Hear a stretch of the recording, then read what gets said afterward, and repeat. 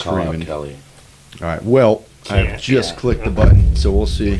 Someone's bumping some bumpers. Let's see. Yeah. And No Bumping touching. some ladies bumpers. and gentlemen, I don't know what I'm talking about. 4:22 p.m. from Canoga Park, California.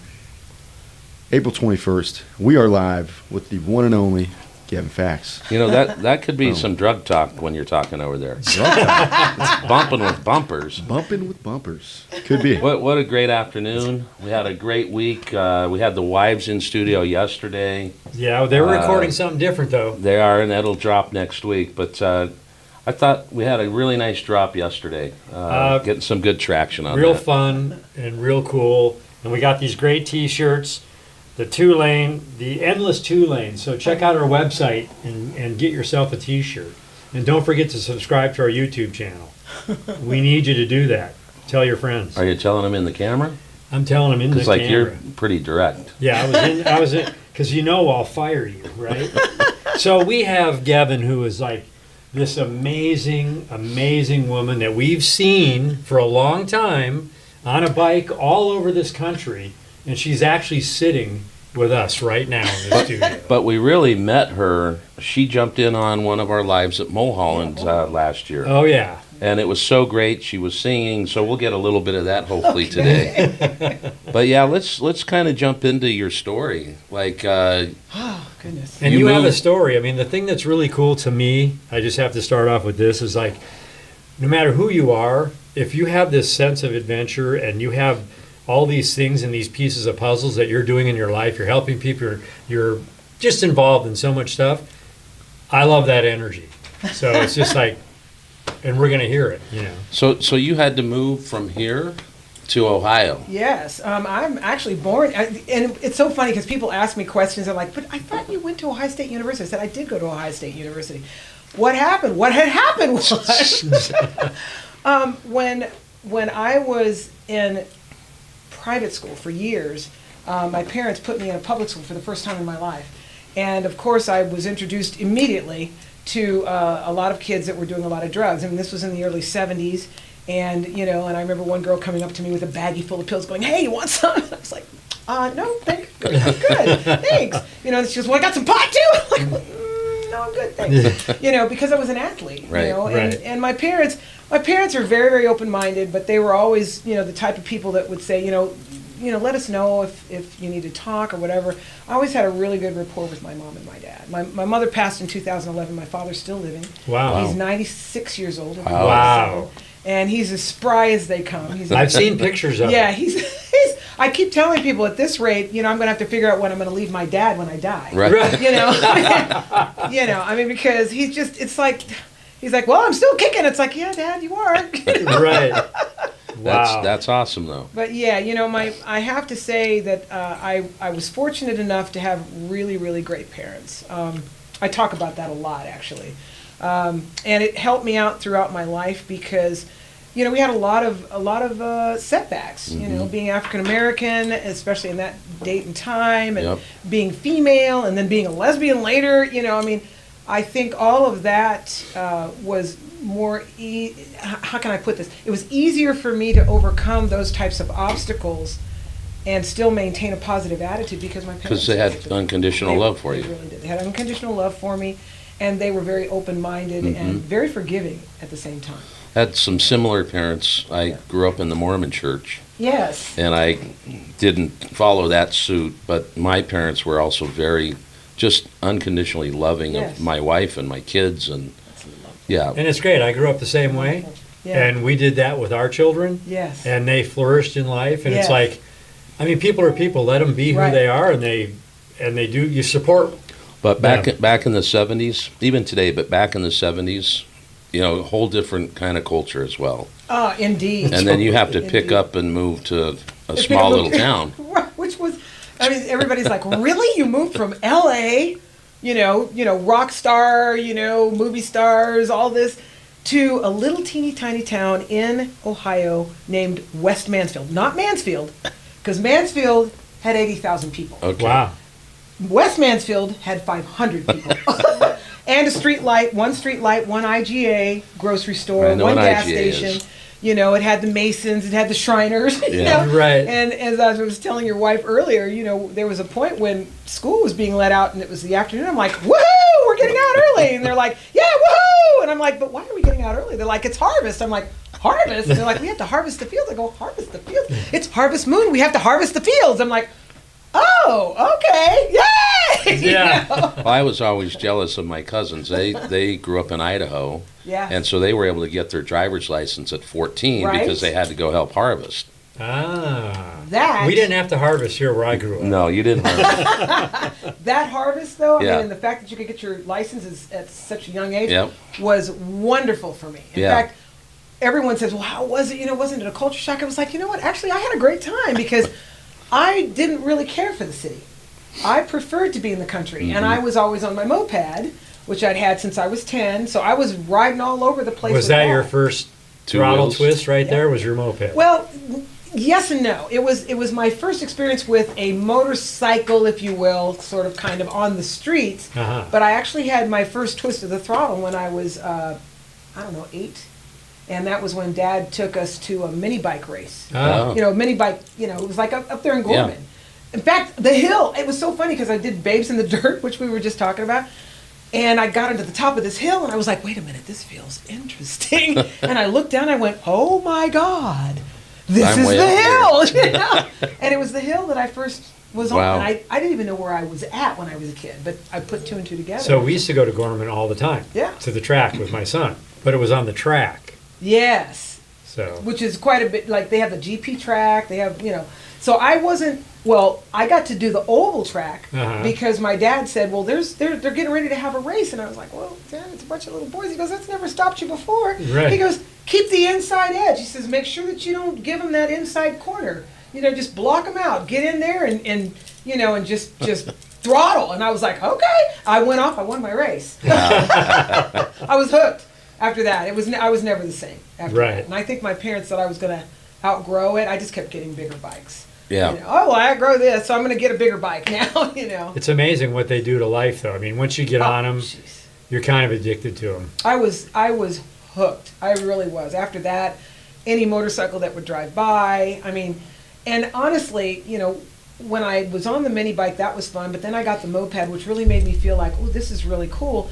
But, you know, as a kid, and I was only like 12 or 13, well, 10, from 10 to 12 on the moped, and, you know, you imagine and all these things, but you don't really feel like that could ever be you. Right. Until one day I was actually on Sycamore and La Brea, standing on the corner, and this black woman blew by me without a helmet on a 750 Ducati, and I was like, whoa, that was the coolest thing ever. You know, because for the first time, I saw somebody that I could relate to, because I'd never seen anyone that looked anything like me in television or radio or, you know, Right. movies, Right, or right. any of that. And so I really didn't have any role models with the exception of my parents. You know, so to see that made me feel like, I can do it, you know. And, Right. and so, you know, when we moved to Ohio, I had my moped and I could ride all over on that legally. I Right. couldn't do that here, you know. And then after I had that bike, I traded up to a 90cc Bridgestone, Okay. which I rebuilt. Had to rebuild the carburetor on it. That's my first, you know, that was my first delving into engines, was the moped, when I could pull the carburetor apart for that. Right. You know, I learned about the diaphragm and the floats and, you know, and all, you know, the needles, jet and make sure that and- when you take the needle out, you know, pull it back so many, you know, so Yeah. many turns, so many flats, and then mark the side of it so that you know that you're going to go back to that very, you know, all of that, those little things that you pick up on as you just start filling your toolbox. Right. You know, with all of this stuff that you've learned in regard to how to keep the bikes running. And I just loved it, because at that time and age, I wasn't allowed to do metal shop or auto shop Right. or anything. Really? Like, no, as a female, they No, it was wouldn't me. allow us. It was I mean, only you. boys. I don't think I had any females in any of my. No, they wouldn't Really? let us. Yeah, I don't think they'd let that happen. Home ec, and they'd let It you was- go yeah, into they home let ec. me do home ec. I was like, no, I'm not doing home ec. I'm not doing it. Well, it's funny. Not everyone grows up like that, Right. and like I have kind of a similar background where he doesn't. Uh-huh. Where like I was on mini bikes and all the, but he ended up getting his background through his son. Oh, So he was wow. building bikes and working on Right. bikes, That's you know, awesome. I because they were raced- at the racetrack. I raced whitewater kayaks. Uh-huh. I was a river guy. That's awesome. I lived up in the Kern. I'd done the Grand Canyon 3 times, a Oh bunch of my river. gosh. So then when he's like, I'm like, he's going to be a rafter and a Yes. kayaker. And he's like into motorcycles at 4 years old. Yeah. So I put all that away and we went to the track. Nice. So that's, Oh, But this my goodness. theory about growing up on 2 wheels, and I mean, there's a fair amount of us, but it's sometimes hard to find. well, my parents Some were people like, just jump into the thing 2, 3, 5 years. Yes. my you know. parents were like, no motorcycles. Yeah. You know, it's so funny because when they interviewed my dad when I did the Litas film, and you know, they asked him some really great questions, basically about, you know, well, are you afraid for your daughter? And my father has said it time and time again, even when I did the Biker Women documentary. He said, no, I don't worry about my daughter. He says, if I worried about my daughter, that would be me feeding into my thinking that she is not capable. She's capable. Right. She's plenty capable. If anybody's going to be able to do it, she'll be able to do it. Right. Well, And we in- should have brought him in studio today. Right. Next time. Yes. Because he's a hoot. That'd He that'd is be an great. absolute Sounds like a great hoot. man. Oh yeah, no, he was actually on KTLA Channel 5, the honor flight. Wow. Yeah, they brought out all the World War II veterans because he's a World War II Navy vet, Awesome. and they flew them to Washington D.C. Wow. And so they did this big, huge flag and a big, huge ceremony thanking them, and they did a big, beautiful coffee table book with all their pictures in it Wow. and everything. But He he's just amazing. had an uncle that passed Yeah, I'll away. show so you I after too. the show. I'll show you the flyover they did. It was Oh, just how heart-wrenching, wonderful. you But it's know. like, and I asked him, I'm like, hey, just think about it, because I'm really into World War II history. Yes, It's so like am we're, I. We're getting to the end of people, survivors of that, Exactly. who were there. Yes. You know. Who we can ask firsthand. Right. You know, We asked the master sergeant that was there doing those ceremonies, and how many vets are left, does he Yes. think? And he didn't know, but he guessed It's at a around handful. 2,500. Yeah, I think it's that's a handful. Yeah. lot. Well, it's a lot, but Not when you think compared about to- how many there really Yeah. were, you know, Right. it's a Yeah, it's- handful. You know, wow. but they're dropping like flies because, you know, well, my dad's 96. He's gonna be Well, 97. he so, was 102, yeah. and Yeah. his brother Ooh. died in November, was 100. Wow. And they both served 6 tours. That's They were in amazing. Africa. They were That's amazing. They were in the square and saw Mussolini hanging, Oh my gosh. like just gnarly. Wow. Yeah. Yeah, my dad is so funny because, you know, I always try to prompt my father to talk about stuff. And it's so funny because last week I was with him and, you know, I prompted him again and he told me a story that I'd never heard. He goes, yeah, he said, we'd be out in the South Pacific and I asked him, I said, well, Dad, do you swim? And he's like, no, I don't swim. And I go, well, how do you feel about that? He goes, well, it doesn't matter. He says, if you'd have jumped off the ship or if you were off the ship, you'd die. And I go, well, what do you mean? From the fall? He goes, no. He says, the piranha. And I go, piranha? He goes, yeah. He says, we used to get a ham hock, Yep. and throw it overboard with a rope And tied they'd on go it. And it after took them 2 minutes to clean that ham hock. Well, I was in- like- in that day and age, you didn't have a, like, I want to be this. It was, we need you here, so you're Right. going here. Exactly. Like, Yeah. this guy was known as Jeepers Creepers. He never swore. Wow. And he got shot twice. Wow. But bullets would zing by him and it'd go, Jeepers Creepers, that was close. Oh, So my we- God. They named it Jeepers Creepers. Wow. But that generation, crazy. Tom Brokaw wrote a book called The Greatest Generation. They really were. And Yeah. that generation was just so solid. Yeah. Well, there's a Big guy time in solid. Seligman that he started the revamping of the history of Route 66. Yes. What's his name? Delgadillo? What's his first name? Angel. Angel Del. Delgadillo. I And love he's Seligman. 94, Yes. and he has a barber shop there. So, and the history, when these Yes. guys talk, It's wonderful. we didn't get a chance to talk to him. We talked to Well, his daughters. think of what Uh-huh. they've seen. Oh, yeah. I mean, they were in the Great Depression to like To now? Now I they mean- don't even, you don't have a newspaper anymore. Right, Yeah. right. Right? I I mean- mean, I talked to my dad about that. It's like, you know, Dad, how's it feel to be, 96? And he's like, I'm still here. And, he says, I've seen a lot. And I'm like, yeah, you really have. I mean, he's seen a lot Yeah. over this, and his sister, he has an older sister who's 100. She'll be 101 Wow. this year. Good You know. genes. Oh, my gosh. Well, my dad says this. He's 89. Yes. He was here packing boxes today. He golfs. He runs, smokes cigars, drinks whiskey.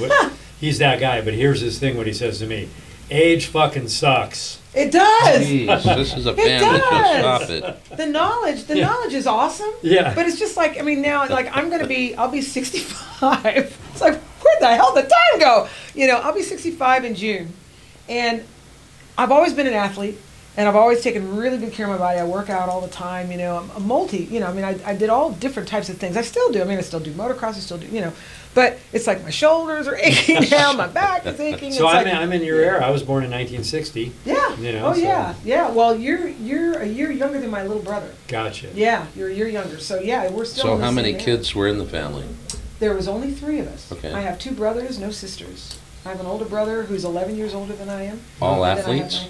all athletes. My older brother was a hurdler. Okay. What was your sport? That's tough. You name it. But my main sport was basketball. Gotcha. Yeah, my main sport was basketball. But I was in the Hall of Fame in Ohio. Wow. Because, you know, I was a walk-on for Ohio State University, even though I came from a very small high school. Buckeye. And the Buckeyes, yeah. And I was a walk-on, and I made it to varsity squad traveling team. Wow. Which is unheard of. That never happened. And I made it, so I was really thrilled about that because I came from a farm school. So I had to learn what a pick was. I didn't know what a pick Right. was. You know, I mean, I knew how to put the ball in the basket. Right. You know, and I knew what a full, I knew the basics, but there were still a lot of, I didn't know how to do a left-hand layup yet. So it kind of kept me on the bench for a little while, but once I mastered those things during my freshman year, then I started playing. Right. And it was great. I mean, I was with them when we won the Big Ten championship for 2 years in a row. Wow. I was there when we won regionals. I was there when we won state 2 years in a row, and then I was there when we took 4th in the nation. So I actually got to travel with them and be a part of that. So I was thrilled. But I was also a track star in high school, WCOC, you know, West Central Ohio Conference champion for track, West Central Ohio Conference champion for basketball, West Central Ohio Conference champion for volleyball, and also ping pong and billiards. Wow. And then I played semi-pro softball up until 1983 with Wow. USSSA softball, Wow. small softball, and we took 2nd in the World Nationals in 1983. That was the Nice. last time I played. You're an athlete. I'm an athlete. So you're Right. an athlete, you're an artist, I'm an artist. But the You're I'm a- a musician, an actress, Yeah. you're a singer, so so as we and a writer. and a writer. as we yeah. talk a little bit about college, you sang your way through college. I did. You had to pay I paid. your tuition through singing. Singing, cleaning toilets, and a small academic scholarship. But that makes people when Right? they have to do that. Oh kind of no! stuff. I mean, it taught me a lot, you know, because one of the things I really knew I did not want to do, and I'm certainly not disrespecting those people that are doing custodial work, because God bless them, that's a hard job. Absolutely. It pays well, but it's a hard job. I wouldn't want to have to do it, and God bless them because they take care of that. I did that for 2 years in college to make sure that I had the money so that I could get through my college education, because Right. I went 2 years at Ohio State University, so most of that I got paid off. But then when I transferred from there to a private Methodist college, my tuition went up Oh, like yeah. 3 times as much. Right. So then I really had to work because, you know, but I was tired of being a number. I didn't want to be a number anymore. And the academics were not what I wanted. And I wanted to be able to talk to my professors as opposed to having to write a letter to them. So I transferred to a So small. I read a little bit about your music history. We'll let you kind of walk through that. But then I also read that you like Rush and Led Zeppelin. Oh, yeah. and, like, Those are my roots, strangely enough. I'm definitely assimilated into the white world. Because I was like the only, well, first of all, I was one of the only black kids in the private schools that I went to because they were expensive. My parents had to work their butts off Right. to keep us in it. Mhm. You know, I mean, And and they so I was did. the only, they did, you know, until they could no longer do it. And then they just decided to pick up stakes and move us back to Ohio. But, and then when I was in Ohio, I was the only black kid there too. So it was like, you know, I mean, so I rarely saw many black kids, Right. you know, so, you know, I ended up developing, you know, you walk and talk the talk when you're submerged, you know, submersed in all of this, you know, you start talking like the people that are around you, you know. And so it was difficult to hold on to my own culture, Mhm. you know. And so, of course, I was raised with Led Zeppelin, Rush, Heart, you know, Rolling Stones. I mean, these are my idols, you know, Montrose, you know. I mean, so those are my roots.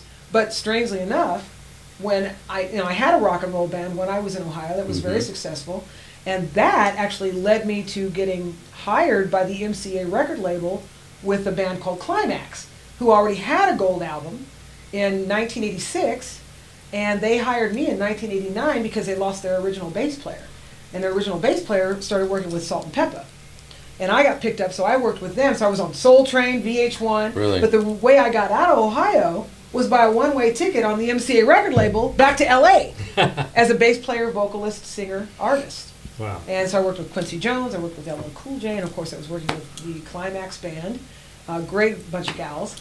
And I was singing and playing funk music, which I didn't do that often, you know. And so it was a real interesting kind of dynamic because I could do the singing, the dancing, the playing because that's what they wanted, rather than just lip syncing, you know, because I actually played live a lot. And they didn't. They did more lip syncing because that's pretty much more of what they were into at that time. And I did it all. So they hired me on the spot because they needed somebody fast. But then once we got into it, they kind of realized I was a little more whitewashed than they felt comfortable with, I think. And I ended up being let go after, I don't know, I think I was with them for about 10 months. But 10 months of wonderful. So is your instrument a bass? Bass or guitar. Or Well, do you actually, play others? I was raised on acoustic. Okay. And I learned to play acoustic guitar in California, singing for the guitar mass, because I'm a recovering Catholic. You know, Aren't we all? You know, I mean, it's so much so that I still know the whole mass in Latin. Right. You know, I still remember the Te Roniar, Secular. You know, I mean, it's embedded in you. It's there. You know, along with the incense and and yeah. everything else. But no, I started playing guitar, acoustic guitar, and so by the time I got back to Ohio, I was pretty seasoned, and I had a fairly large repertoire. And what happened is after school, you know, because the school was only 2 miles from the ski slope, if you can imagine a ski slope in Ohio. Right. Yeah, but we skied a lot of ice and rock, so I learned to ski really well, really well. But we would go from school after practice, whether it was basketball, volleyball, track, whatever, finish that, and I would take my guitar and my skis, and we'd go straight over to Mad River Mountain, and I would sit down and play at the lodge. And the owner came over and he said, "I'd like to hire you." I was like 14. I was a freshman, you know, and I said, "Well, that's really nice." I said, "But I'm only 14. And he says, "I don't care how old you are." He says, "If your parents will sign off and let you work in an area that serves alcohol and that you can't drink." And I said, "No, I don't drink anyway." And he said, "If they'll sign off and allow us to do that, we'll hire you." So they hired me. Well, you didn't drink then. No. But no, you drink now because you have tequila. I drink a little bit, you know. I mean, even my friends, my girlfriends, will probably drink more now because of being an adult. And God, you got to get away from it all sometimes. But I'm still a lightweight. I'm still a lightweight. I have to admit it. But no, I did. I just signed off on it, and I started working for them, and I made 4 times as much as any of my friends because they were working at McDonald's, and I was getting tips and making good money, working 4 hours a night, making 5 times what they were making. So it worked out for me. And I did that all through high school and all through college. I sang my way through college at Birdie's Bagels in Delhi and, in Columbus, Ohio, and the Sagebrush Cantina, which is just like our Sagebrush here. You know, I used to gig all the time. When I look back at my schedule then, I can't even believe I did it because we used to do 2-a-days for basketball. Right. And we'd have practice at 6 a.m. in the morning and then at 6 o'clock at night. And so once I'd finished practice, I'd gather up all my instruments and I'd run over to Birdie's Bagels and I'd sing until 2 a.m. in the morning. And then I'd finish and then I'd go home. I'd study for an hour or two. And then by 4 o'clock, I'd get a couple hours sleep and be back in the saddle at 6 a.m. to practice again and be back in class by 8 o'clock. I mean, when I look back on that, I'm like, who was I then? But it formed who you are. You wouldn't have your any work other way. ethic. No, yeah. And because I was an athlete, I didn't drink and I didn't do drugs So because you I could didn't want stay. to compromise my position on the team or anything. And so I pretty much, all the other girls, I was shocked. I remember having a bit of a culture shock when I started playing basketball because those girls were like, they would break out like, this big thing of whiskey and they'd be all drunk and, and we go play the next day, and I knew not to do that because Right. I was the only kid of color, and I was afraid, well, they'll definitely take me down if if anything looks weird, and so I stayed away from all of that. Yeah. I remember in the because- 70s being at Dodger Stadium and watching like the catchers and whoever sitting in the dugout smoking. I know. Like, wow, they're smoking cigarettes, Well, listen to this. When I had my first year in public school, first year in public school was John Burroughs Junior High School. It was 1971. I was an 8th grader. I'd never been in a public school before. I'd always been in a Catholic school. So it was very conservative. So I get into the public school for the first time, and I go there all dressed up. I got my little saddle on my little dress, And I go there, and all the kids are like in hip hugger jeans, like what I'm wearing now, Yeah. hip hugger jeans and leather cuffs, and and I told you I had a girl come up to me and shake a bag of drugs and a bag of pot in front of me, and I'm like, no thanks, but then we sat down for lunch. And there was an actual smoking circle where the kids were allowed to smoke. No way. The 9th graders were allowed to smoke. Jeez. So they were in the circle. I was sitting in this circle, and they're smoking, and I'm like, I'm done. Where am I? Yeah, I'm like blown away, and I'm just sitting there cross-legged, just watching all this, and all of a sudden a joint comes over, and I'm like, oh, there you go. I passed it on, and so of course, because I have such a great rapport with my parents, I went home and I was like, how was school today? And I said, well, if you really want to know, and I told them what went on, and I think that was the reason why we left California and went to Ohio, because they were Well, like, at least they have Yeah. the foresight, They because did. your whole life has changed because of that. completely different. But you wouldn't have done it anyway. No, you know what? Yeah. I think, there comes a point though when you do have so much peer pressure, I could have, but even when I got to Ohio and there were kids that would still delve into that, I was still pretty straight and narrow. I didn't let it interfere because I felt that I had an athletic career. Yeah. Which is ironic because on the music side of the house, you That's have the whole drug, different- sex, yeah, and rock and roll. right. So I had this whole thing going on. I didn't even do any kind of drugs at all. Like I didn't even smoke my first doobie until I was 26. And it was like, oh man, this is awesome. Look at this. I'm 60. Look at this. I'm like this all the time. Right. People are like, is she high? It's like, no, this is natural. This is natural. I need something to slow me down. Wow, I'm running with you right now. it's I'm like- exhausted. No. When did bikes come into your life? Well, like I said, I I had mean, like Harley streets, got street my stuff, first travel. Well, the Bridgestone, the 90 Bridgestone was my first street bike, real street bike. And it was so funny because my little brother used to ride on the back of the moped with me, and he'd have to get off the hill, off the bike until I'd drive it to the top of the hill because he was getting bigger and bigger, and I couldn't pull him up the hill with the Right. little 50cc Trying to engine. pedal Dude, and you're gonna have to get off. roll. And he's like, okay. And he'd get off, and he'd meet me at the top of the hill, and we'd take off again. When I got the 90, Right. now You could make it. I'm like, I don't know, I didn't know what the clutch was or anything. I didn't know what the shifter was because, the moped was just Right. in go. Right. So I go, Dave, hop on the back, and he's my size now. I mean, literally the same size I am now. He's my size. And I'm like, he goes, well, what do you think? I go, well, I think we're going to be good. And he goes, okay, so we take off, and I'm in first gear. I don't know. It's like, and I'm like, I don't know what this thing does, and then all of a sudden I actually hit the shifter, and it went up, and I got more power. I'm like, sweet. And he's like, this is awesome. And he's on my back, and we're flying down the highway, and I did it a couple more times. I got it up into fourth gear. Well, I said, I still don't know what this thing is, And so I pulled in on it, and I went tap, tap, tap. And then I let out the clutch and went, my brother's like on my shoulders, and he's like, what'd you do? And I'm like, I don't know. And that was my first introduction to gears and a clutch. Well, at least you kept her up. I figured I did. We didn't go down, We get to a hill, and David goes, do I need to get off now? I go, I don't know. I think we'll be okay. And so he stays on, and we go to the top of the hill. He's like, this is cool. We got real power now. Yeah, exactly. But I mean, everyone gets a bike. They ride around their Oh my neighborhood. God. They go to a little spot. But some of us get this thing where they got to go. We went far. We went so far one time. I remember I threw my little brother, because my little brother and I were inseparable. Threw him on the back, And we took off. We're like, Mom, Dad, it was summertime. We're gone. Okay, we're going exploring. Okay, you guys going exploring? Going. So just be back before sundown. Okay, well, it's a long day. Yeah. We take off down to 33. This is in Ohio.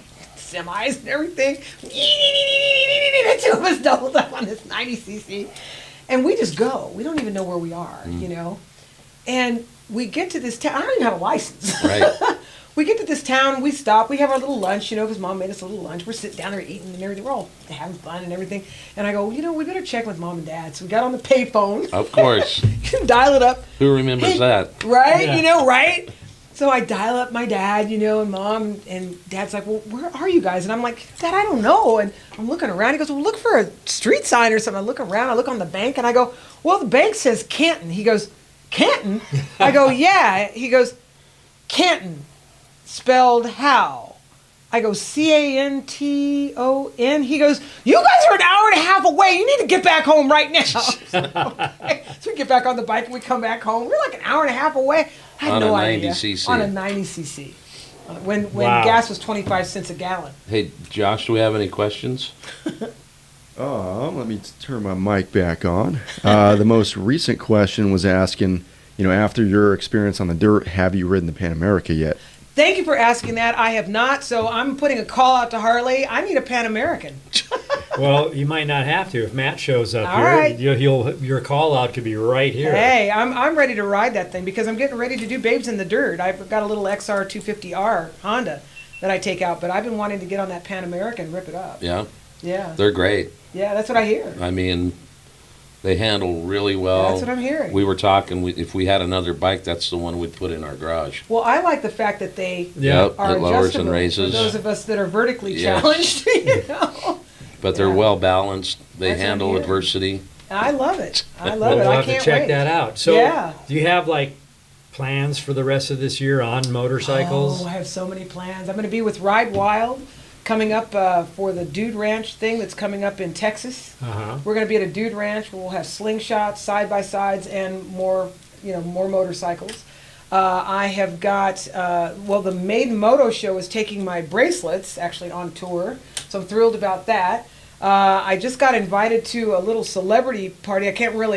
It's a celebrity rock and roll party. I can't really talk a whole lot about that right now, but that's going to be released. I'm working, the producer on that is the same producer for Queer Eye for the Straight Guy. Uh-huh. Okay. What else? Let me see here. I know there's several. said Are you were gonna go trying to get a Sturgis? band Oh, back I'll be in together? Sturgis for sure. You're trying to get a band back together? Yes, as a matter of fact. So if there's anybody out there that wants to work with me and put a band together, I've been wanting to put a band together for years.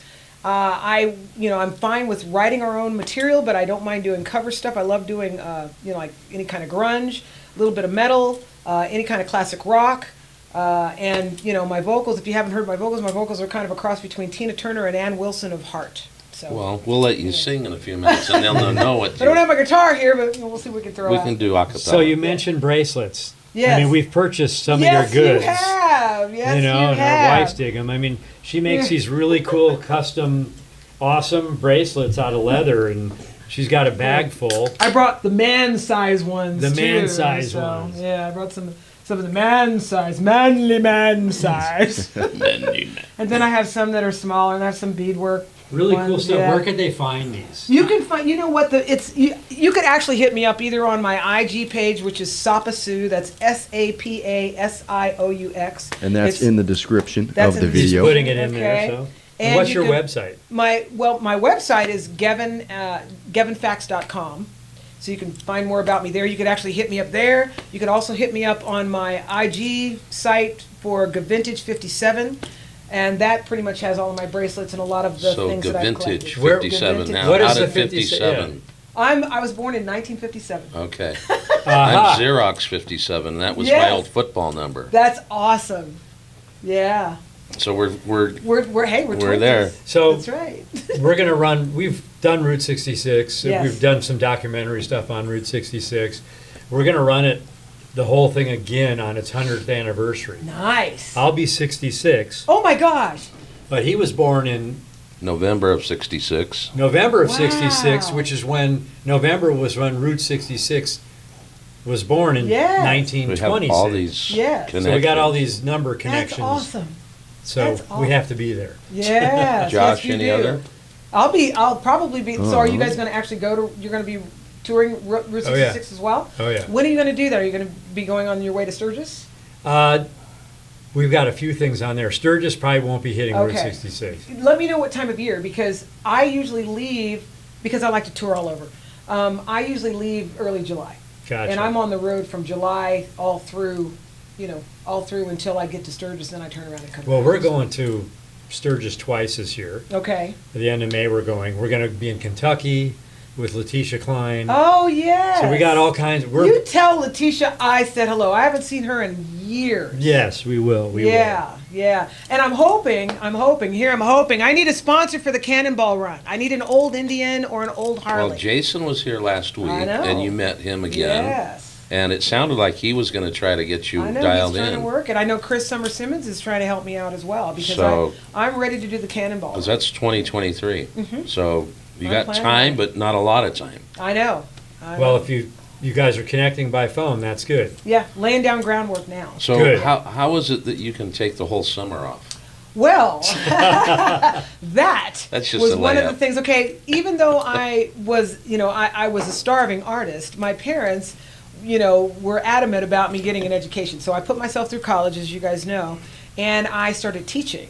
And I didn't teach until, well, let's see, I've been working with the school system for years. I actually worked security for the school systems for years. Like I started in 1991, but I was still doing acting and singing and a lot of artwork and certainly motorcycling, because, the career thing is up and down. And I didn't want to be a starving artist, so I wanted to make sure I had something to fall back on. But when it really started to get to starvation mode, I thought, you know what, I gotta fix this. And I didn't have a California teaching credential because I got my degree in Ohio. So I went back to school. I put myself through a program, and I got my master's degree and my California teaching credential, Nice. and started teaching in 2008. So I've been teaching physical education since then. And the reason why I get my summer off, because they don't pay for that, is because I'm a teacher.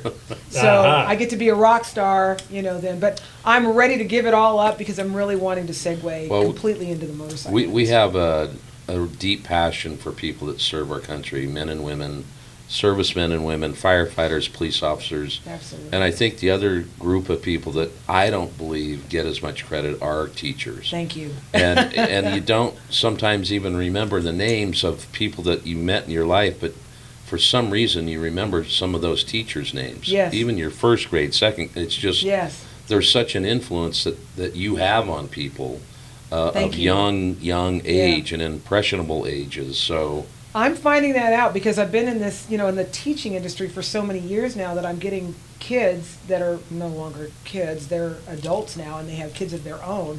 And they're like, I remember when, I remember talking to you, and, I remember you told me this, and I've lived my life by that, and all of those life lessons have been things that my parents taught me. Right. So all I've done is just kind of taken all of that knowledge, because I don't have children of my own. Well, I shouldn't say that. I did adopt. I adopted 2 girls when I was young, and they're adults now, so they have children of their own. So I have my children that I adopted. I never bared children, but I have my kids that I adopted, and they're 2 lovely young women, and they have children of their own now. And but I just have always had this affection to youth and wanting to be able to shape that in some way, shape, Yeah. or form in a positive light, and. That's always been my goal. I mean, and obviously, as you can imagine, to empower young women.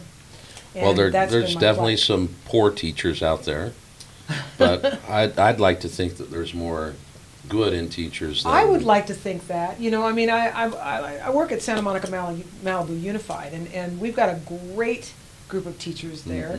I've been amazed at what these teachers have done with the student body that we've worked with over the years, and I have to applaud them because we have worked our buns off to make it happen and make it work and make it fun for the kids, because it's easier for me because I have a preferred subject in physical education.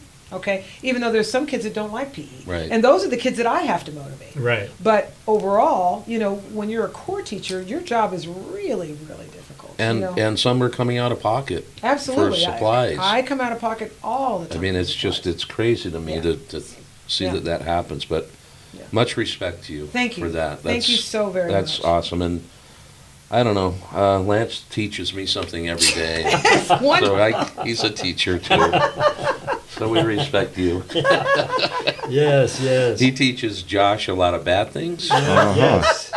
Yes, I have always lots tell of- my children, look at others and don't resemble or act on the bad things. Only look at the good things. Absolutely. And then make your own good things happen in your mind and Watch your your mind. actions. Absolutely. But I often have to come in here and stop Lance from telling Josh bad things. What are you doing? He's the bad influence. I don't Right think so. there. Well, you know, I have a daughter that's 34-ish. Yes. I forget right now. my But, daughter's. and she has two daughters. Yeah. And they're gnarly. And with my daughter, the door just shut. It was Laura. It was Lauren. She just popping Yeah, she in popped for her a head. sec. Lauren? Yeah. Laura. Laura. Oh, Yeah. then my wife. People, you know, they used to always say, hey, do you have a shotgun to protect your daughter and this and that? Oh my gosh. And I used to always say, my daughter, I feel sorry for anyone that's coming into her life. she Because can protect herself. she was always a go-getter, badass. If she wanted it, she made it Excellent. happen, and she's still that way in life. Yeah. If I need something, hey, Lauren, can you hook me up with Right? you know, boom, done, you know. Yeah. And your daughter's the same way. Yeah, she's So- a loving, tough girl. Tough That's tough awesome. chick. But you know what? Honestly, I'm so happy to hear that because my father raised me to be a strong woman. Absolutely. As my mother did. You know, both of my parents raised me to be a strong female. And I encourage fathers to do that because you need to empower your girls. You need to empower them because you want them to be able to protect themselves. You don't want them to be a victim. Well, I think You know? in our group, I mean, every father I've I ever agree. seen has been so supportive of Of their his daughter, daughters, and it's like absolutely. they can do it. Yes. You know, and sometimes when she was younger, she'd be like, "I want to get this, Dad. What do you think? Can I?" I go, "Figure it out." Yeah. And if you can do it, Yeah. I support you. Absolutely. You know. That's the way my father, Yeah. you know, is. He's like he's always. I used to get irritated at you know, if I'd bring a trophy home, I'd say, "Dad, look what I did." He's like, "I knew you could do it." And it was like, you know, it kind of take the wind out of my sails. But he said, "I always told you, if you want something, you can get it. If Even you my really dad. want it." I have Yeah. two sisters. Uh-huh. So for me, I'm a 62-year-old guy, and all my life I've seen strong women Yeah. through the whole family. And we had 65 aunts, uncles, and cousins. Guys were strong, the women were strong. Everyone Yes. was like independent. You do your thing. Yes. It's kind of in you. It You- is. You know, if you have that in you, you're going to Yeah. be that way. You hustle. It's just like, you know, my father has always taught me. He says, if you can't find a job, make one up. Right. He said, make your own company. Right. And that's what I did. I mean, before I went back into teaching, that's what I did. When I wasn't singing and I needed to hustle more money in some way, shape, or form, I started my own company. I had a motorcycle detailing company when I came out to California because I didn't have a job. Right when I came, you know, left California, you know, I did, but then, you know, when the MCA record thing went belly up, it was like, well, I got to support myself. Right. And so I made up a job. I started my own motorcycle detailing company. I started detailing motorcycles for $40 a pop. I started going to all the dealerships, and I tell them that's what I did. And then pretty soon, I had Boom. a little company. Yeah. You know, and then then I started getting like Beverly Hills clientele. The hustle. Yeah, I did. I hustled. And so I was able to maintain what I needed to maintain until I got another job or got another gig or whatever the case may be. That's But- awesome. And even like when we talked with Letitia, anything she ever wanted to do, Yes. she made it happen. You make it somehow. happen. You start laying the groundwork.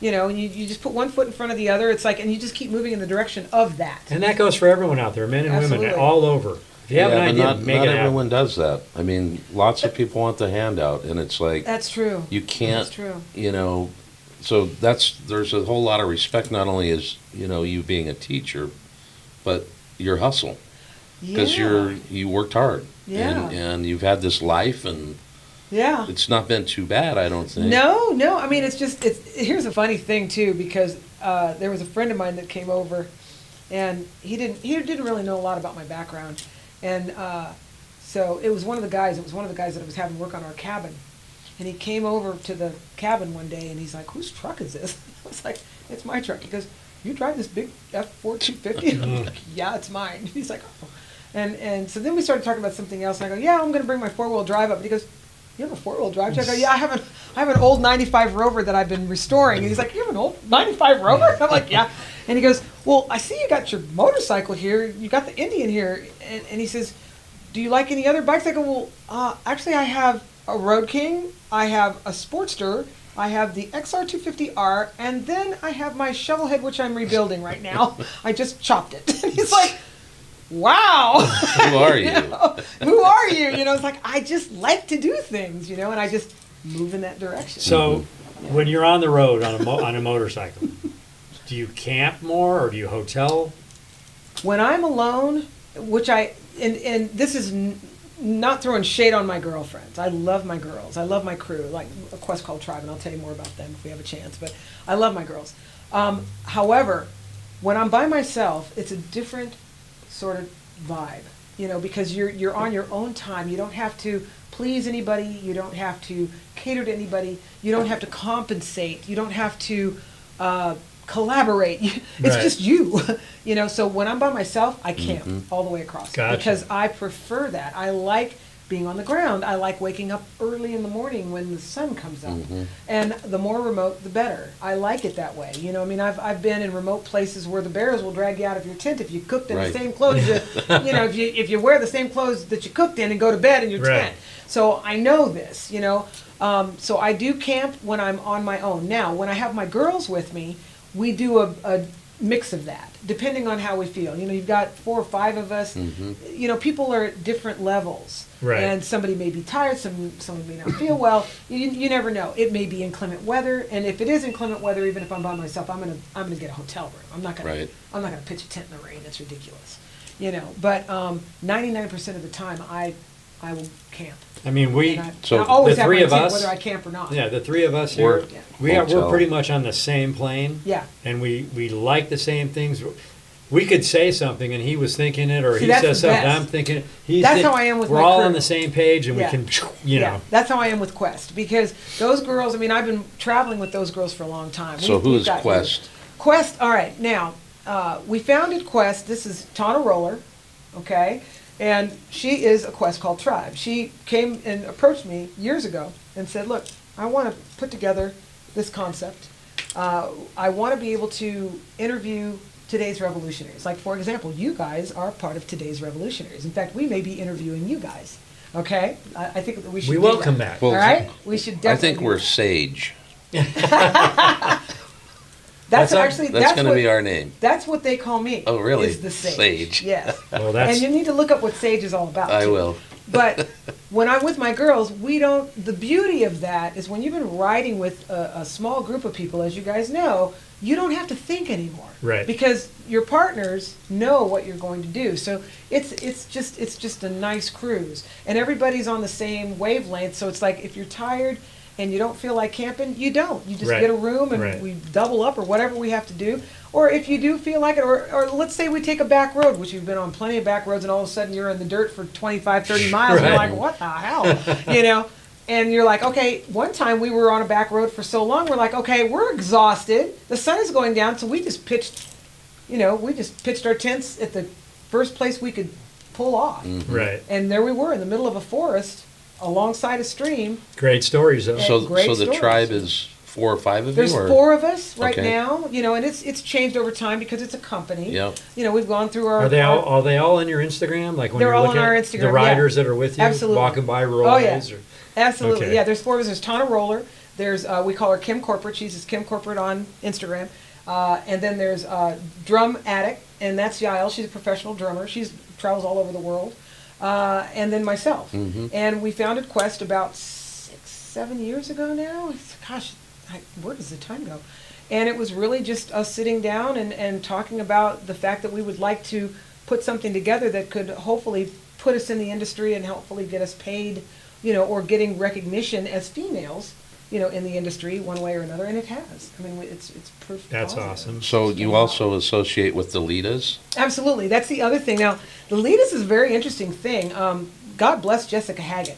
Jessica founded the Litas, but I became the Litas poster child or poster old lady or whatever you want to call it, by Sage. a fluke. The sage, yeah. Yeah. Because I've been in the industry for so long, I was approached by Step Studios, Lindsay Hagen, wonderful young woman, who's the executive producer, And she said, you know, we really want to do a piece on you and Litas.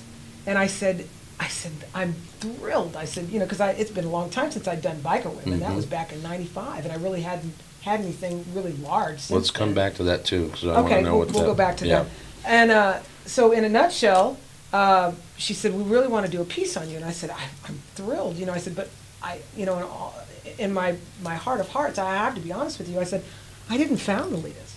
You know, I said, the Litas were founded by 20 plus year old young woman by the name of Jessica Hangin. And I said, so you really, you know, as much as I don't want to give up this gig, I said, you really need to talk to Jessica. I said, you know, I'm part of the Litas, and I'm one of the oldest standing members in the Litas because I'm an old lady and all these other kids are young. How long have the You know? Litas been around? Well, and Jessica will probably correct me on this. I'm going to say, I think we're on our 6th or 7th year now. Gotcha. You know, so it's What been does around. Litas mean? The Litas, well, it's an interesting thing. It didn't really mean anything until they coined it as a phrase.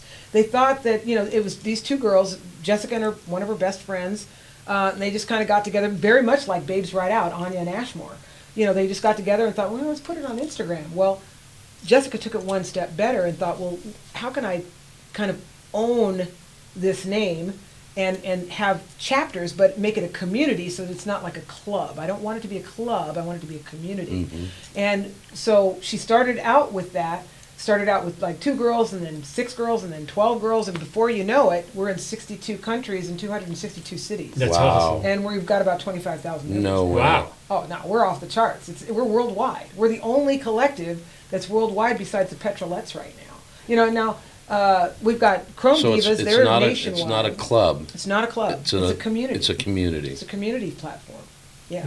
So anybody can join, and you can make your own chapters. Like for instance, like I could make a Canoga Park chapter.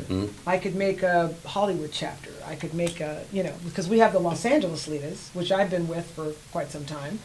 But that's how I got into the Litas. Was I hooked up with the founding members of the Litas Los Angeles years ago, and I said, so what is the Litas? And they're like, do you ride? And I go, yeah. Do you have your own bike? Yeah. Do you like to ride every weekend? I go, She goes, you're a Lita. I was like, okay. So it's women riding. Women riding and women collecting, you know, with other women that ride. You know, and that's how we became so big. And before we knew it, it was a movement and a phenomenon. That's amazing. So, yeah, so what happened was Lindsay, the executive producer, went to Jessica and said, hey, you know, Gevin told us to check with you because she didn't found the Litas, but she's getting so much notoriety. And Jessica, being the kind soul that she is and very forward-thinking young woman, she flipped it right back to me. She said, no, I want Gevin to do it. Gevin's been in this industry for over 50 years. I want somebody that's got roots as a female, that's part of our society, to be the person that this is talking about, because they need to know about these roots, because this has been going on. Women have been motorcycling longer than they know. And so we ended up doing the piece on me, which was that I was so deeply humbled. I mean, I couldn't believe it. I was thrilled.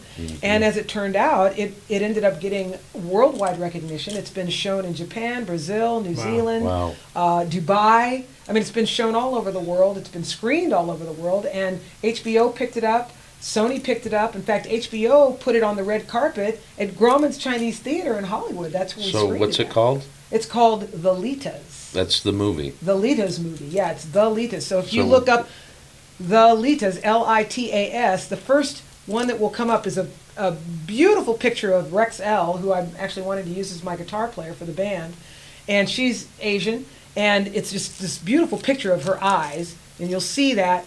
And it features me and the Litas Collective. You know, how the Litas came about, and the fact that we're a pretty big force in the industry, and the fact that it's a movement. You know, and then as I got to know Jessica more, I ended up doing more things with her. I did the Blacktop Ramble with her because that's Litas oriented, and then I do obviously all the Litas things that would happen all over the United States. And then I flew in. Listen to me. I rode into Utah. So she flew in, and Yeah, then the bike flew was in. there, and then Yeah, no, haven't done that in a while. But I did do that when I went to see my man, Adam Sandoval. I had to fly in because, you know, I didn't have enough time. So I had to Right. fly in, and then he provided the Sometimes that Challenger happens. for me. Right. Yeah. And so I got to ride with that, and we did and then another time when I flew in, and we broke the record for the most Harleys in a parade. Oh, really? We broke the world record. We're in the Guinness Book of World Record. Yeah. But anyway, so when I got to know Jessica a little bit better, we did a show in Utah, and I screened Biker Women and the Litas. And she was blown away because she'd never seen Biker Women. Right. Because it's a 1-hour documentary, and it went worldwide. So it's Biker Women. Biker Women. And that I shot with Chris Summer Simmons, okay, Jamie Eldridge, and Gail DeMarco. Okay. And the 4 of us were in that, and it went worldwide, and that was a $1.1 million budget for a 1-hour documentary. Wow. Yeah. And tell us a little bit about it. Well, what they did is they had never really done anything on women in motorcycling, and so what they did is they filmed us going to Sturgis. Oh, wow. And then our experience in Sturgis. And it was so funny because the other, I'm poor, I don't have a whole lot of money, and Chris, she's married to Pat Simmons of the Doobie Brothers, so she had a brand new bike. Gail had a brand new bike. I think they loaned her one. I didn't even know enough to ask for a bike. I didn't even feel comfortable asking for a bike. I had my old Shovelhead, my 82 Shovel, which is the bike that I've been working on and rebuilt.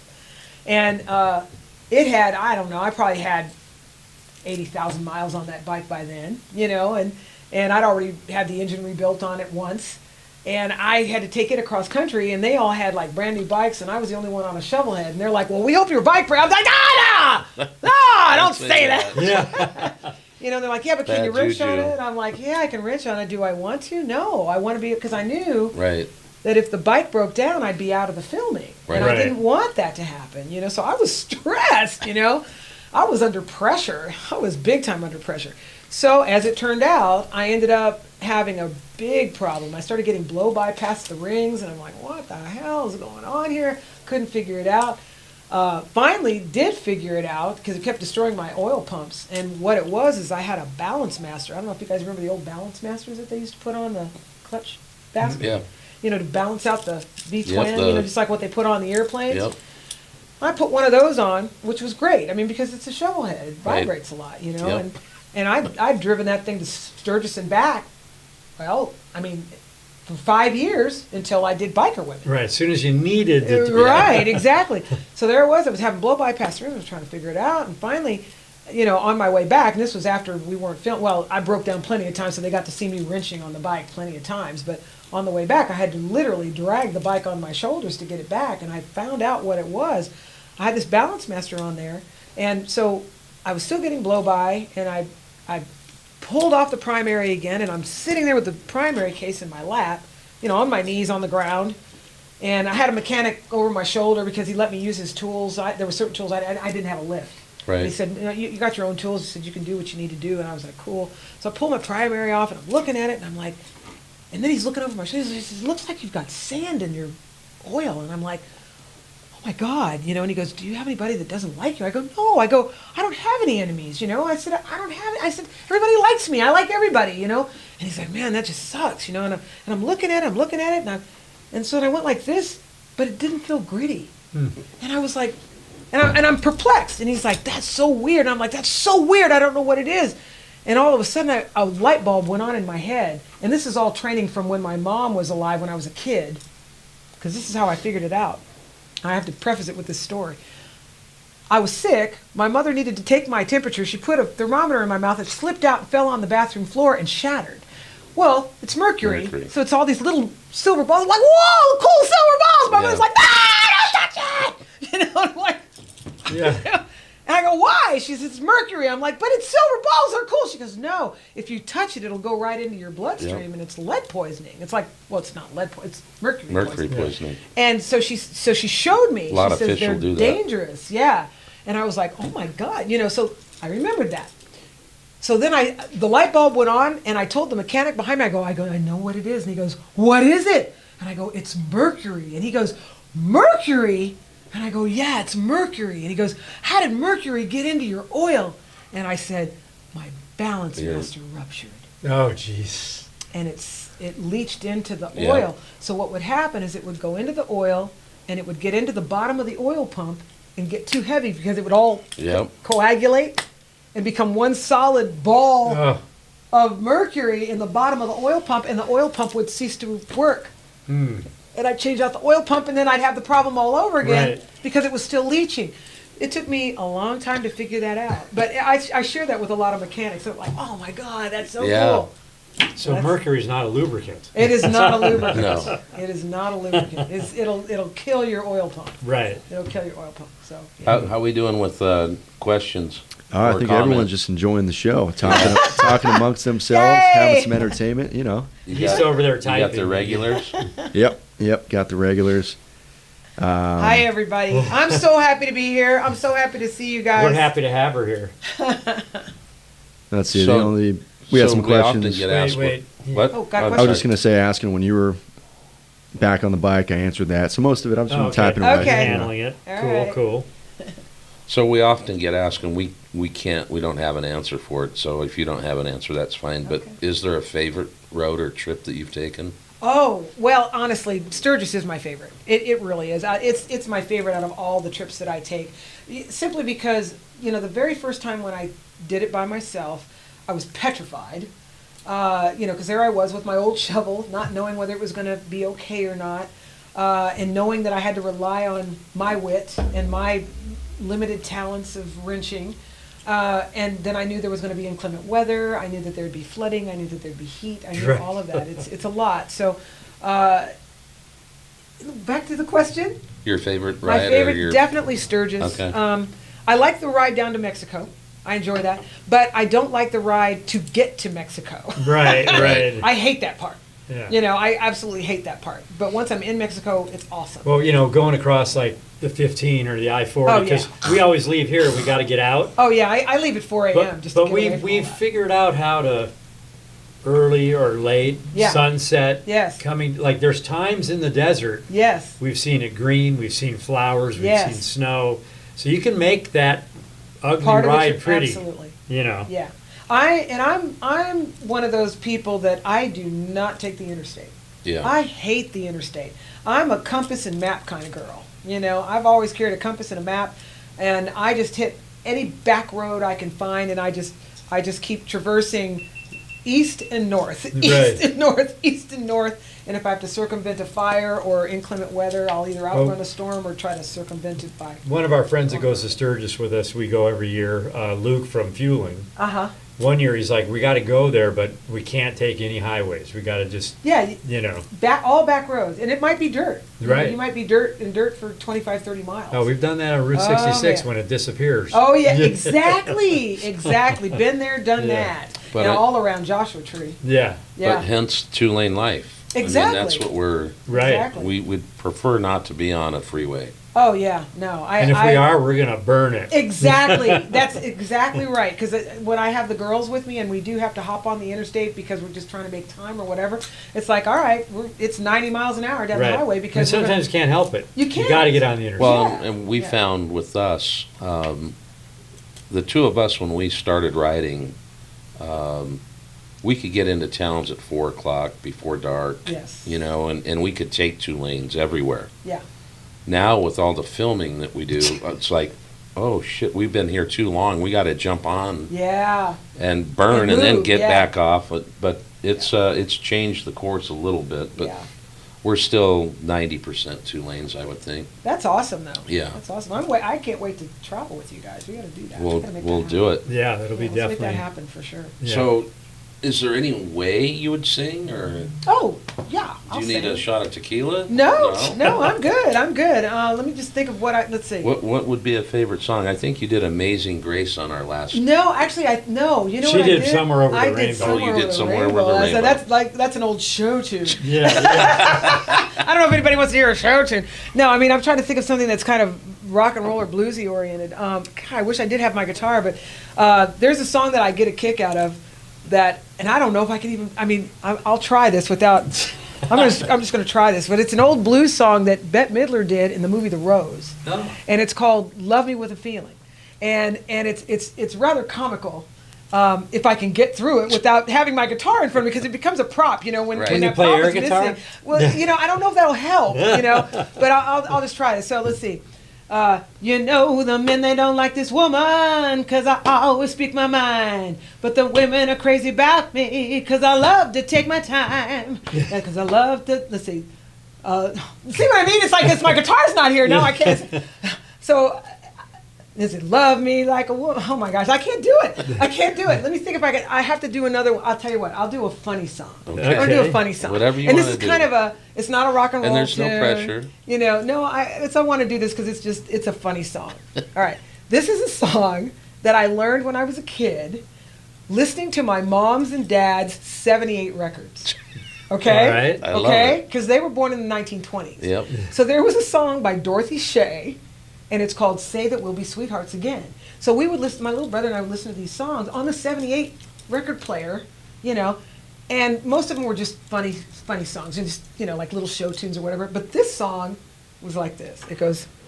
It's like if you can imagine the what is it, the Tommy Dorsey Yep, band, the and all that, instrumental. the big band. So ba ba ba ba ba ba. I never knew that our romance had ended until that bottle hit my head. But I tried to be aloof when you pushed me off the roof. I feel our romance is dead. It wouldn't have been so bad if you told me that someone had taken my place. But no, you didn't even scold me. You just tried to disfigure my face. I never knew that our romance had ended. It looked so helpless, but then life used to be so flaccid. Won't you please put down that acid and say that we're sweethearts again? Da da da da da da. Oh, how well I remember that night in Bridgefork. That was the night that you gave me the hot foot. Well, I knew that there was some strange look in your eyes, but then you smiled, and well, it made everything all right. And then there was the time we went canoeing, and you set fire to my dress. You said you pushed me overboard to put out the flame, but I never quite understood why you held me underwater so long. Now, I don't know this girl that's taking my place, but I wish you all the happiness in the world. And if there's anything I can do, you can always reach for me in room number 304 at the General Hospital. Farewell, my sweet. I never knew that our romance had ended. It looks so helpless, but then my love can go just so far.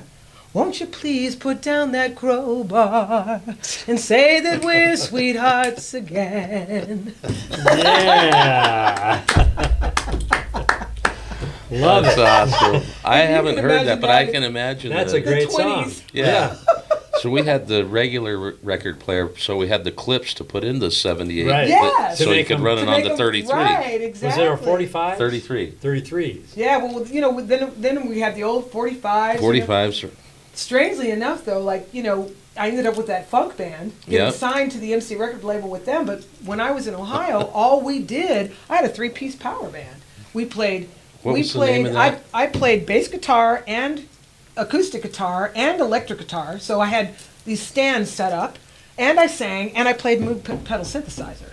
So I played the whole Geddy Lee thing. We did a Rush set, we did a Heart set, we did a Dio set, we did Queensryche, we did Ambrosia, and then I would warm the band up by doing a whole set of Crosby, Stills, Nash and Young because I'm an acoustic guitarist. Right.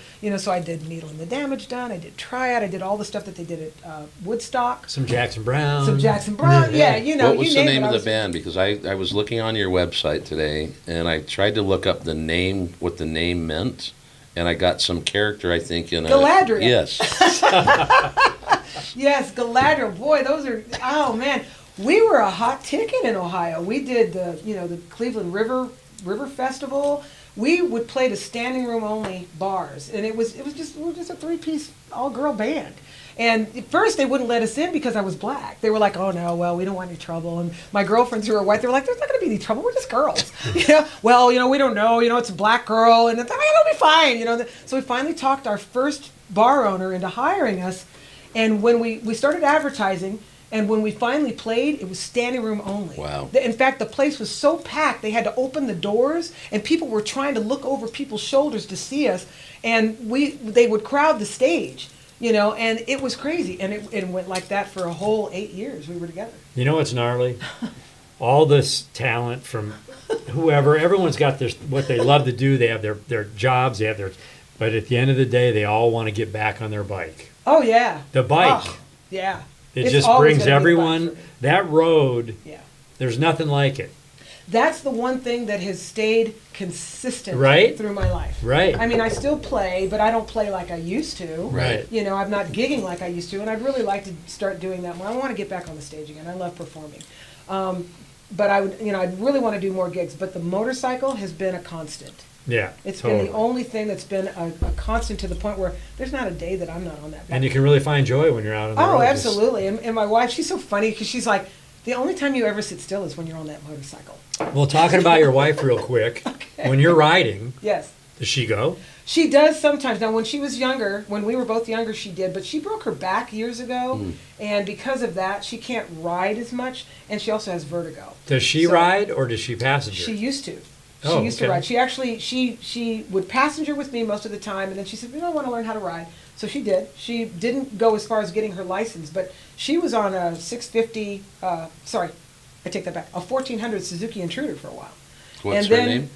Kathy. Kathy. Kathy Tangum. Hi, Hi, Kathy. Waves and rays. You give my girl a hello. She Waves better and be rays. watching. Yeah, well, you know what? She's actually with our relatives right now. She's with our nephew Well- and nieces right now. Well, the good thing about our lives is they always live. Yes. So you can watch anytime you Right? want. Live your Absolutely. life. I'll be Yeah, telling her live your about life. it. Yeah, gave her a little shout out along with Quest. Yes. My girls. The Those are girls my from Quest. Yeah. And the Litas. And the Litas. Yeah. My Los Angeles Litas. Yeah. And now the 2-lane life. Right, 2LaneLIVE, which we're gonna explode. Yes. You got your helmet here. Do you always wear just a 3/4? Do you have a full face? I have a full face when I travel. You know, I mean, I prefer the open face because for years I didn't ride with a helmet at all. But as I grew older and wiser Yes. and saw a lot more, you know, and just to preface it, in 1979 I was run over by a bus. Oh. No Yeah, it way. ran over my left arm. I used to be a test driver at in Ohio at Transportation Research Center. Of course, that didn't stop me from riding without a helmet. I still rode without a helmet. You weren't a crash test dummy, were you? I was not a crash test dummy. A dummy maybe, but not a crash test dummy. But yeah, I was back on the test track, and that was how I got most of my motorcycling experience because I learned to do quarter mile. I learned to do bank. We had a 7 1/4 mile track that was a 45-degree Wow. bank, and you know I have to take any bike. I mean, I test drove all the prototypes for Kawasaki, Suzuki, Harley, BMW. You know, I drove the first KZ 1300 Kawasaki 6-cylinder. I drove the first CB 1100 6-cylinder Honda off Wow. the Wow. assembly line. I drove the reintroduction of the belt drive Harley before it was put out back into the Harley line. I drove like all these prototypes, and so we'd have to either take it on the quarter mile and just dump the clutch and do quarter mile, or we'd take it back on what they call bus truck, which was the bump course, and we'd have to get on these chatter bumps, which is pretty challenging. Yo, yeah. And then we had the EPA course, which was really boring because you just stop and go and stop and go and stop and go inside of the track, like as if you're just in traffic all day Right. for 8 hours. Right. You know, and then you had the outer loop, which everybody loved because you did a 100-mile outer loop, and you would stop and start and monitor what the bike was doing, and you know, and then you know we were titled as test driver motorcycle mechanics, and so that's where I learned a lot more about my motorcycle mechanic. Gotcha. I'll bet basic that was mechanics. kind of fun. It was awesome. It was Other the best than fun I've the- had. Except for when I got the- run over by a bus on the track, because there was a bus that was back on bus track, the bump course, and they weren't authorized to be back there, and they didn't see me. Oh. And he hit me, and I was on the KC 1300, and I went over the handlebars, screaming, "Oh my God! Oh my God! Oh my God!" You know, and everything's all in slow motion, of course, because your brain's working like 1,000 miles an hour. And I hit, it knocked all the wind out of me, and I landed like Superman position, and I went to get up, to get out of the way, because I thought, well, I'm still alive, you know. And when I did that, the back tire of the bus caught my hand. Oh. And I thought, okay, this is it. And I could see the bus coming. And Oh, I remember saying to jeez. myself, this is how it's crazy you think. I thought to myself, I don't want to see my head get run over. No. Yeah. So I turned my head the other way and just laid down. And he rolled up over my hand, over my forearm, and over my elbow. And by the grace of God, he ever so slightly turned and went straight. They didn't even know they hit me. No Wow. way. And so I'm laying there, and I had to get my breath back because my oxygen was just knocked out of me. And so I get to my knees, and I can't move my arm because it hurts so bad. And I get to my knees, and it was cold. It was like I was bundled up like a Michelin man. I had full face helmet on, breathing hard. I can't see anything because the helmet's all fogged up. I pull my gauntlet glove off. I pull my throat coat down. I flip up my shield so I could breathe. And I'm like on my knees just rocking. And I'm thinking, oh my God, I'm never going to be able to play guitar again. I'm never going to be able to play guitar again. I pulled the gauntlet off and I pulled my hand into my lap like this. And I went, oh, thank God. You know? And then I hear, it's okay, it's all right, son, it's okay. And I'm thinking, somebody thinks I'm a dude, you know? And it was a farmer that was sharecropping in the middle of the track because they had it was such a big field in the middle of the track. He just had a corn crop in there. And he saw the whole thing happen. So he runs over and I'm struggling now to try to get my helmet off. And he finally helps me get my helmet off. My hair falls out, and he goes, "Oh my God, you're a girl!" And of course, I started crying then, because I was loud. You know, I mean, I was a mess. He's like, "It's okay, honey. It's okay. You know, we're gonna call the ambulance." And you know, they called the ambulance, and 45 minutes later, the ambulance came. My hand was so swollen, you couldn't even see my fingernails. Oh. My arm swelled up like a balloon. I mean, it was like. Was it all soft tissue damage? I never broke a bone. No way. Wow. All tendon, nerve damage, muscle damage. You know, in fact, the only thing I walked away with was that's the only permanent damage. You can see the difference in my forearm muscle, how it just kind of squashed it out of place.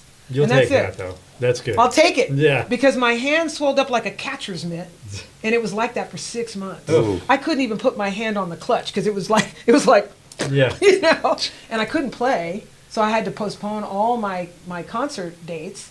That sucked, you know, because that was another form of income. Right. I was on disability at the time, you know, but yeah, that was a sketchy time in my life. I thought I was going to die then.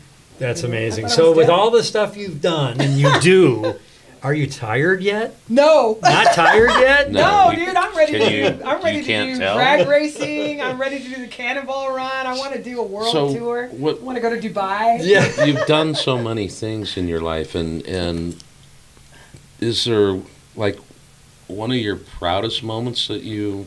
Yes, I do have.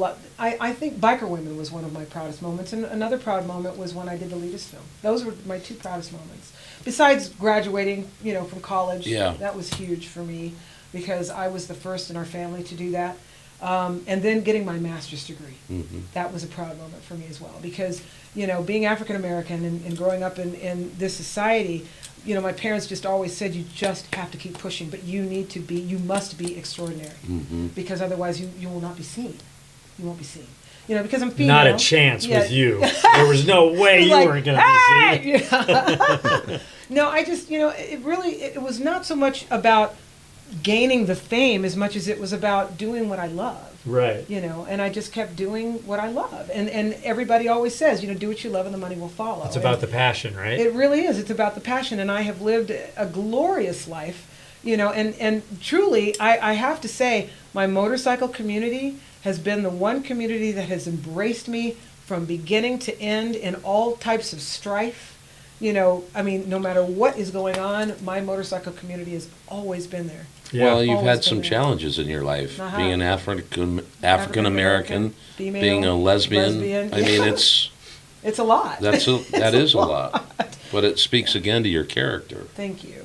But Thank you. character is what gets you through, and character is what makes you, no matter what you are, Yeah. character brings you to the Well, top. and I absolutely have to give the credit to my parents. And as Yeah. many people that have known that have interviewed me before, it's like, it is all about my mom and dad. Yeah. It Well, really it's is. interesting because, and it's just like that song, and I feel this way in my life. Teach your parents well, teach your children Teach your well. children. But Yes. there's a lyric in there, teach your parents well. Yes. Because I'm Once you sure grow they've up. learned from you. Absolutely. I've learned from my kids, same, you know. Yeah.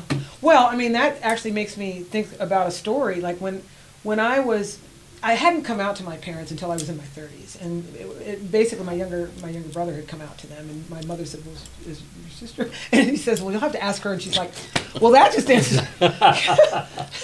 Anyway, long story short, you know, I mean, there were a lot of trials and tribulations with that, and my parents. I didn't come out to my parents until I was in my 30s, and they were very accepting of it, but it was still difficult. You know, these are people that were raised in the 20s, and, you know, there's a lot of stigma that goes along with that. But they knew that they loved me, Yeah. Right. and there's an awful lot of love in our family, so that overrode everything. Absolutely. However, when it came to the time when Kathy and I were getting married, because, Kathy and I have been together now for 27 years. Wow. And when we were getting married, I'm thinking everything's fine, and I put out all these invitations to the entire family. My father nearly had a conniption fit. He didn't tell me that. He was graceful Right. about it. But he pulled me aside one day and he's like, I just need to tell you that I'm a little uncomfortable.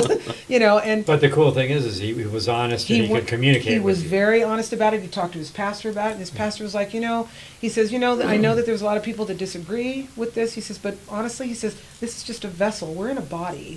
There is no female and male spirit.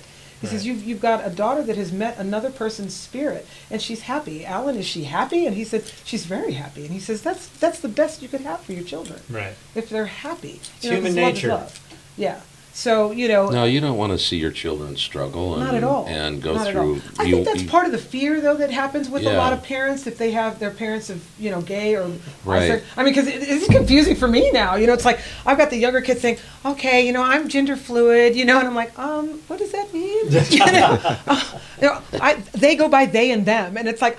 Because I'm corrected constantly now, and I'm like, okay, this is confusing for me. So now I know how my parents feel. Right. Right. So and it is all this evolution thing, and it gets a little crazy. But the bottom line is do you love your kids? Right. Right. Do you love your kids, or is it Right. more about your ego and who's Or going are to your talk about children you? happy? And are your children happy? Right. And for my family, it was about are your children happy? Right. Are they happy in the relationship that they're in? Are they prospering? They're not in drugs, they're not in prostitution, they're not in sex trafficking, they're Right. not Right. they're prospering, they're productive adults. Mm-hmm. If all of that is happening, you're doing well. Right. Right. You're doing well. So, and I know there's a lot of people that disagree with that, but I can only speak for who I am, Right. and go from there. So, But again, it goes back to that baseline that you had with the family, absolutely. right? It's all, it is about the love in the family. It is about the respect in the family, Yep. and allowing a person to be who they are without judgment. And just because there's a lot of people that will come in and out of your life, and a lot of people you may not care for. I'm the type of person, I'm very tolerant. I've been tolerant of a lot of people, and those people have wanted me to live my life a certain way according to their standards, and they get upset and then they leave because they're mad because I didn't do it the way they want. And I'm like, I'm sorry, but this is my life. I'm going to live it this way, and you're welcome to stay in my life if you choose to. But if you don't, and you're going to create a ruckus, then I can't be around you. Right. I've Well, I learned have to on my build Instagram, boundaries. live life, it's meant to be lived. It's meant to be lived. And that's how we Yeah. all of us sometimes become judgmental a little bit. I think we're all you know, judgmental to a but point. Can you back off a half a second and just give someone a chance? Absolutely, because it comes down to someone's character. That's Well, right. if you mind your own business, you won't be minding mine. Well, that's right. Yeah, exactly. That's great. Yeah. It's but- true. It's true. But it does come down to, I have always, and this is what my parents said, you have got to be so extraordinary that people will only recognize you for your character. Yeah. And they said, if you can remember that and lead with kindness, you'll be fine. And that's how I try to live.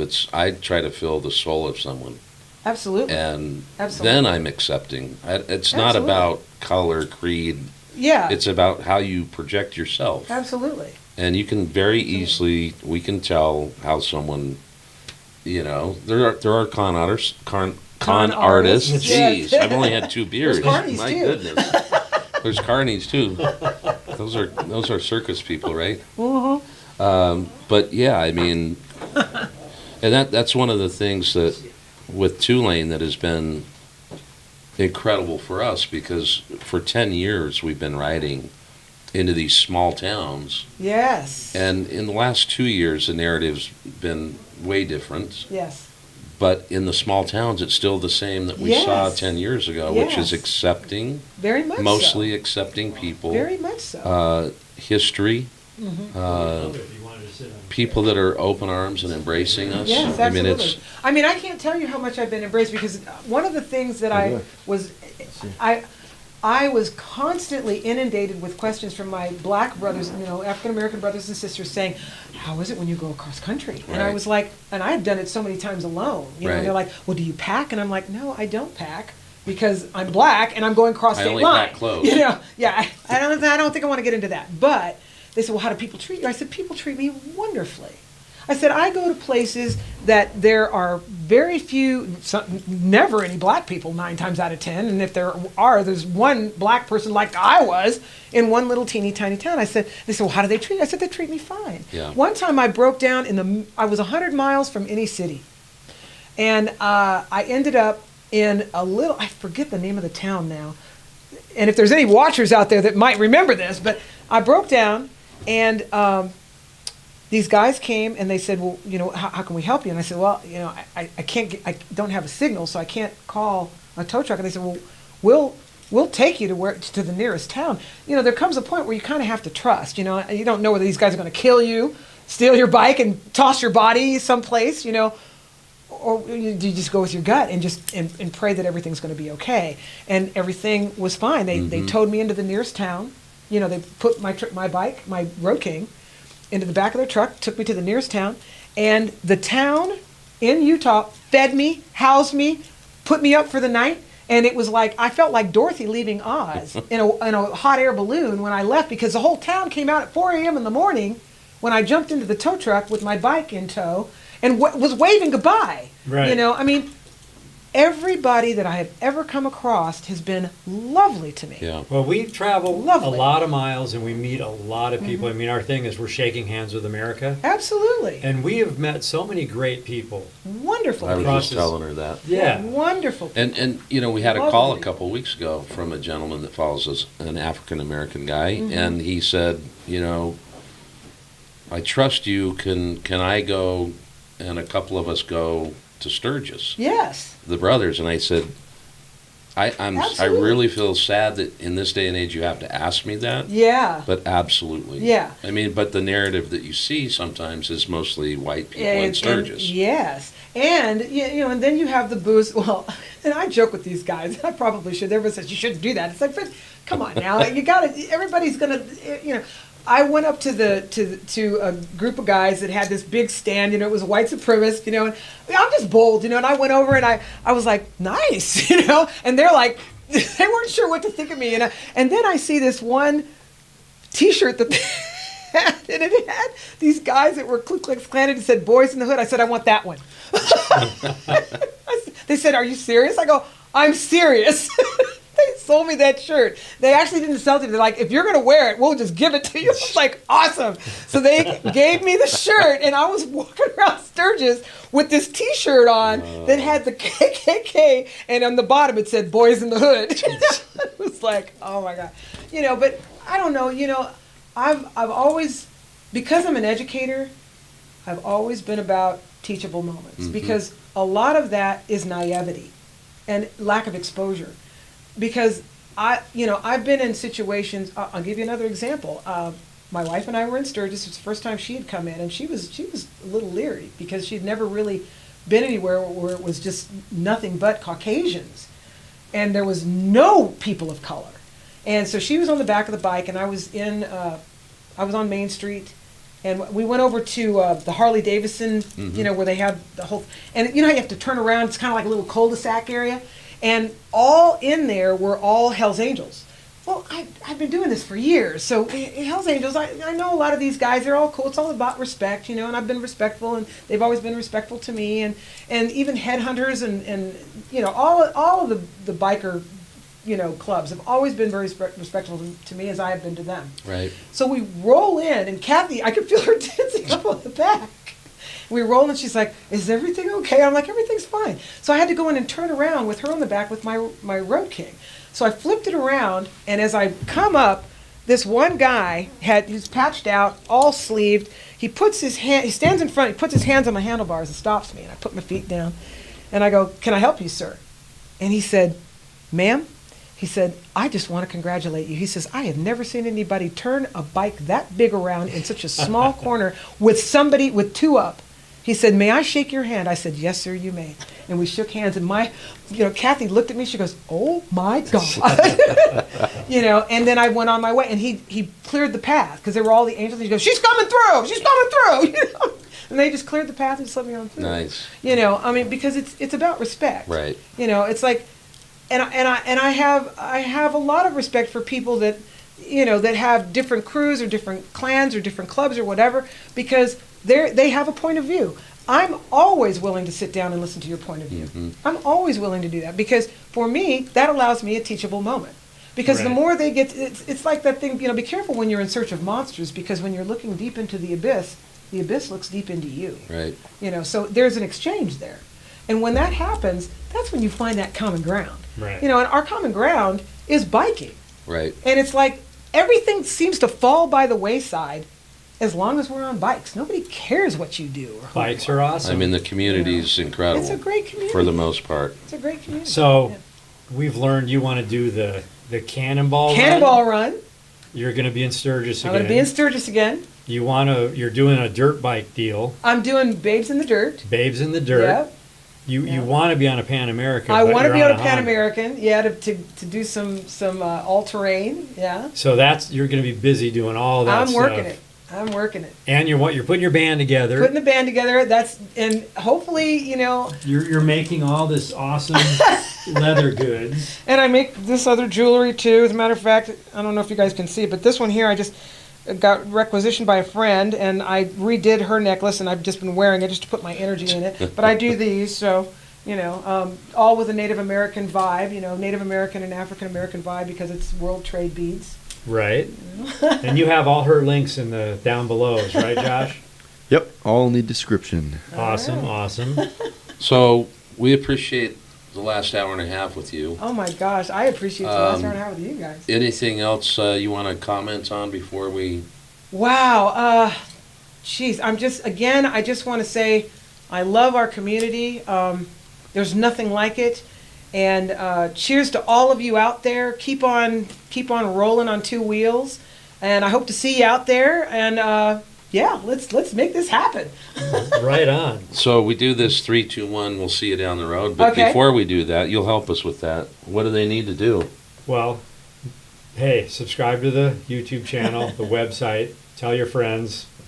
It helps out. Thumbs up, mash the bell, give us some comments, and go follow you. Right? Sapasu. Sapasu. Sapasu. Sapasu. Yeah. All 3, right. 2, 1. We'll see you. Down the On the road. road. Boom. All right, let's see here. Now don't cuss too much. We're